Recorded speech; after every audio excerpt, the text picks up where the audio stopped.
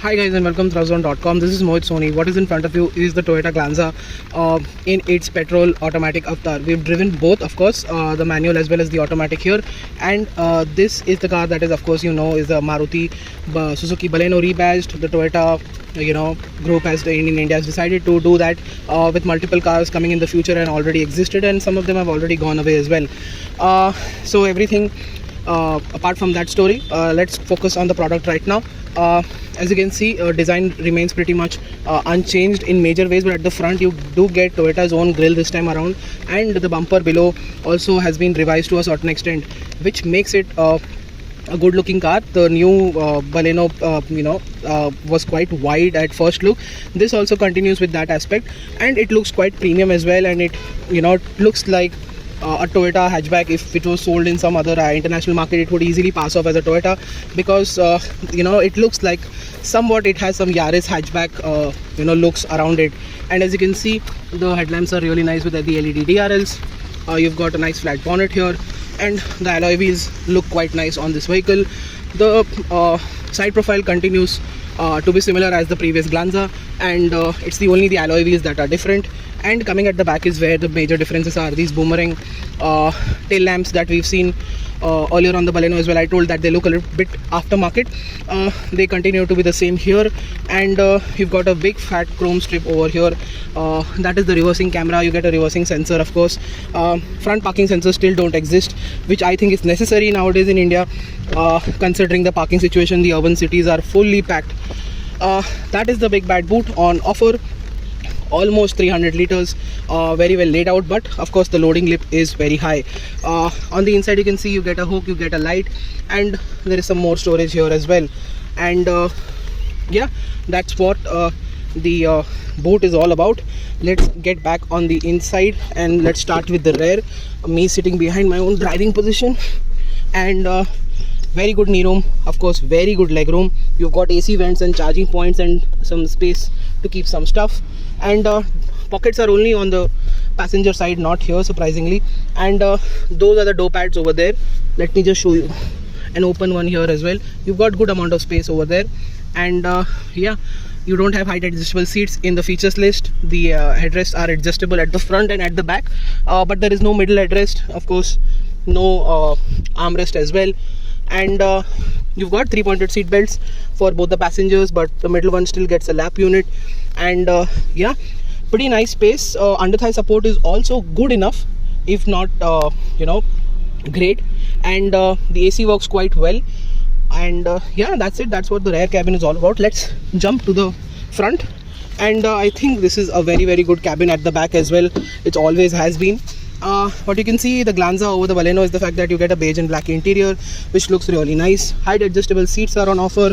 Top of the line automatic variant gets HUD and 360-degree camera as well. That's how it opens. That is the instrument cluster. It's not a digital unit. You get 360-degree camera. Traction control, of course, is on offer. Those are the AC controls right there. Very nice switches as always.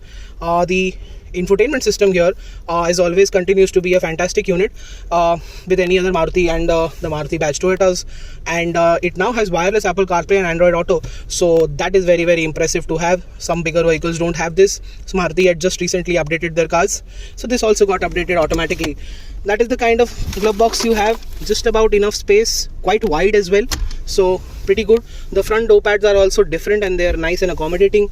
And cup holders, space to keep some stuff, more charging points over here, and the Bluetooth controls are here. Those are the stocks. Big Toyota logo here on the steering wheel, which is a very nice unit. And yeah, the infotainment system, like I said, the sound system is good. The touch response, fonts, graphics, you name it, everything is spot on. We really like this system. And you've got automatic IRVM as well, which is fantastic to have. And like I said, no height adjustable seat belt, surprisingly, but you've got cruise control here, and like I said, an HUD, a 360-degree parking camera, which is always fantastic to have. I said, the front parking sensors are missing, and I truly miss them. A 360-degree camera does make a lot of sense. It does help you out a bit, but in absolute tight conditions is where the front parking sensors kick in.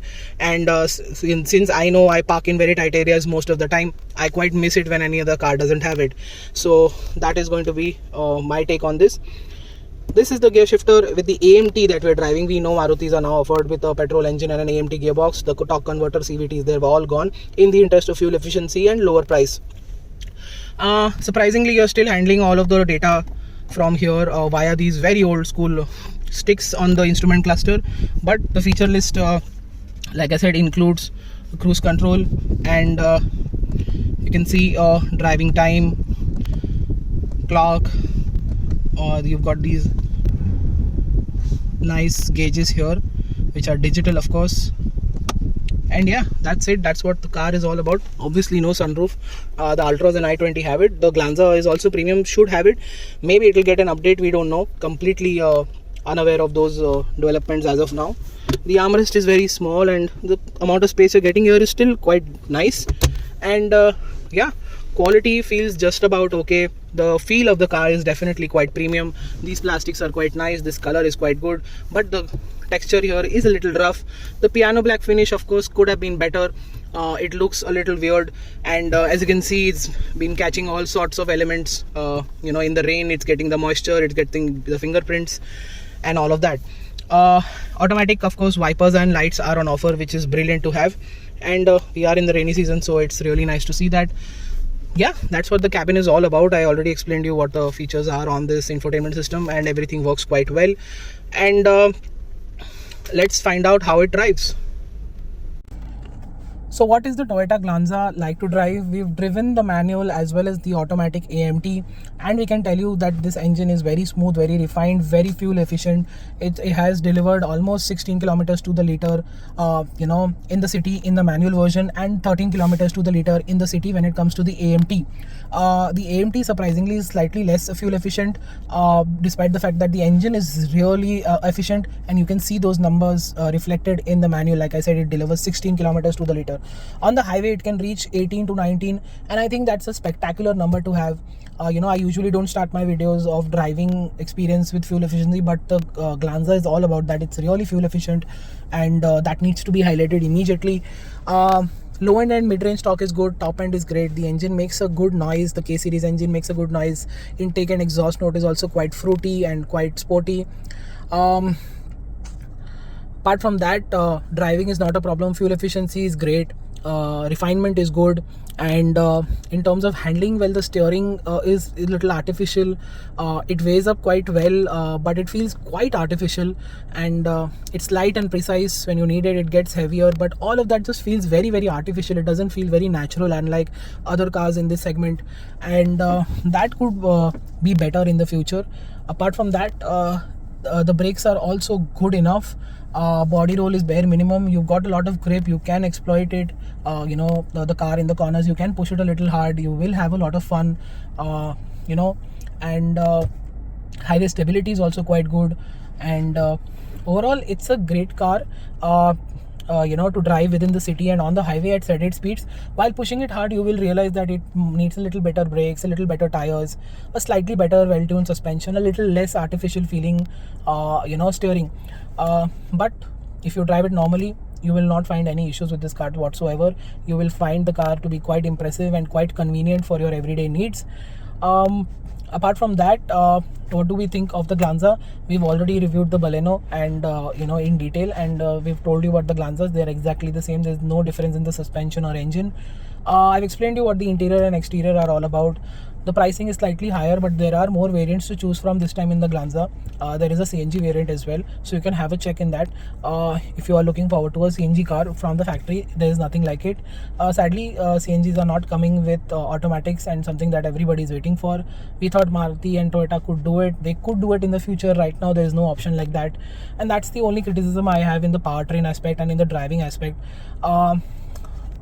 Everything else falls together quite well. The pricing is slightly premium, but then again, it's a Toyota, of course, so you get great after sales and sales experience, and if there is a showroom around you, you can definitely check it out.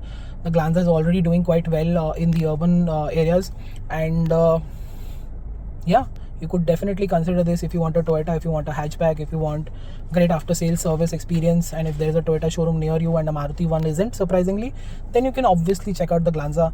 I would definitely check out the Glanza because I like the styling on the outside of the Glanza to a certain extent. It's the best of both worlds of how a Toyota grille and bumper change makes it slightly better than the Baleno in certain ways. I really appreciate the Baleno for its front to back design, but it's the Toyota detail that has changed the car is also very impressive and truly recommendable in this space. You should check it out. And that is it. That is our review and verdict of the Toyota Glanza petrol, manual and automatic. After driving it almost for 3 weeks, we can definitely tell you it's a safe bet, and it's a Toyota, of course, so you can go with it, no problems whatsoever. Thank you so much for watching. Make sure you like, share and subscribe. Follow us on our website and social media for everyday updates. Until then, goodbye.